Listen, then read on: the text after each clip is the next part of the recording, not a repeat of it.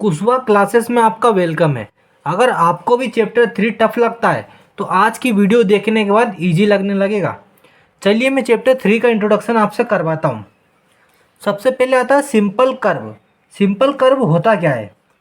ऐसी ड्राइंग या ऐसा फिगर जिसकी लाइन अपने आप को आपस में ना काटती हो, जैसे ये या फिर ये लाइन, ये होता है सिंपल कर्व।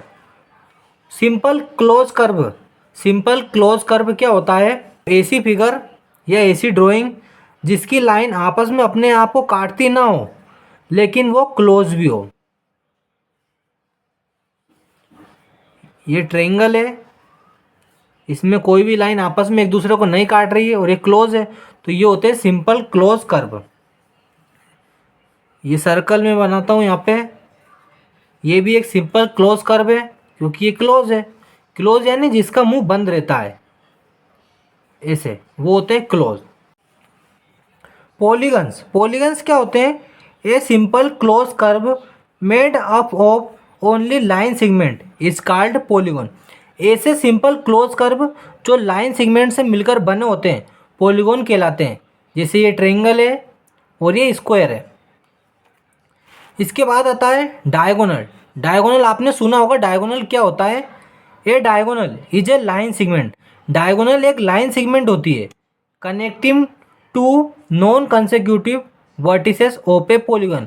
जो पॉलीगन के दो कोनों को आपस में जोड़ती है वो लाइन कहलाती है diagonal.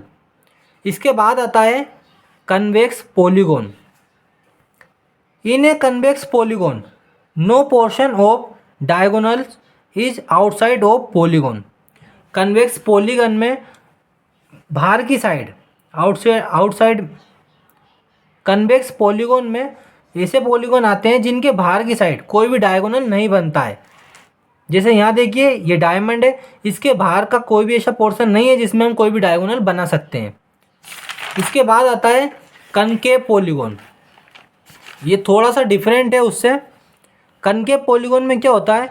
In a concave polygon at least one diagonal is outside the polygon. इसमें पॉलीगॉन के बाहर कम से कम वन डायगोनल बनना आवश्यक है। जैसे यहाँ वो एक डायगोनल है बाहर, इसमें भी एक डायगोनल बनाया गया है। ये होते हैं कनकेव पॉलीगॉन। इसके बाद आता है रेगुलर पॉलीगॉन। क्या होते हैं? रेगुलर पॉलीगॉन का सिंपल सा समझने का एक आइडिया आपको 2 पॉइंट मैंने यहाँ दिए हैं। All sides are equal, all angles are equal.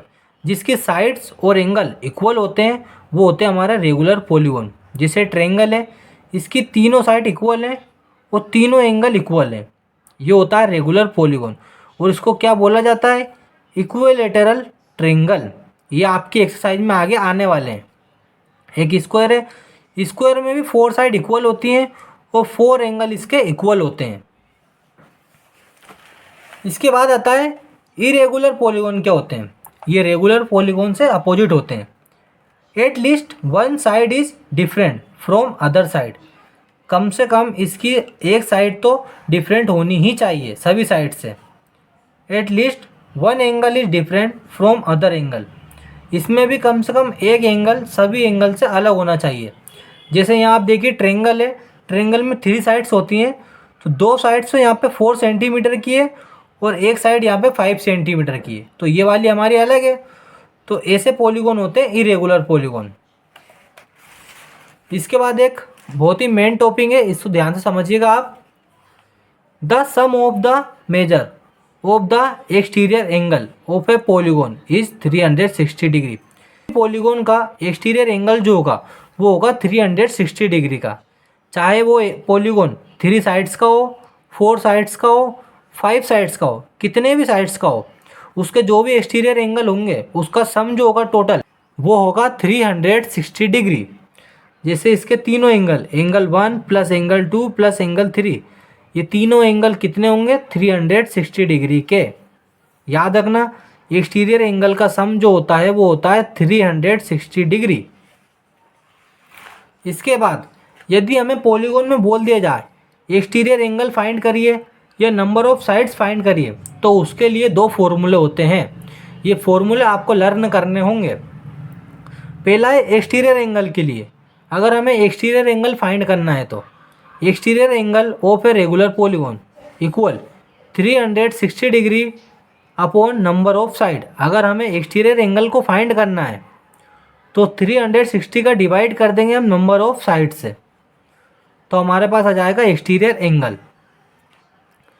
अगर हमें निकालना है नंबर ऑफ साइड यानी पॉलीगॉन में कितने साइड्स है टोटल, वो कैसे निकालेंगे, उसके लिए फॉर्मूला होता है number of sides of a regular polygon 360 degree upon exterior angle. अगर हम एक्सटीरियर एंगल से डिवाइड कर देंगे 360 डिग्री को तो हमारे पास नंबर ऑफ साइड्स आ जाएंगे। अगली वीडियो में हम सोल्व करेंगे एक्सरसाइज 3.1।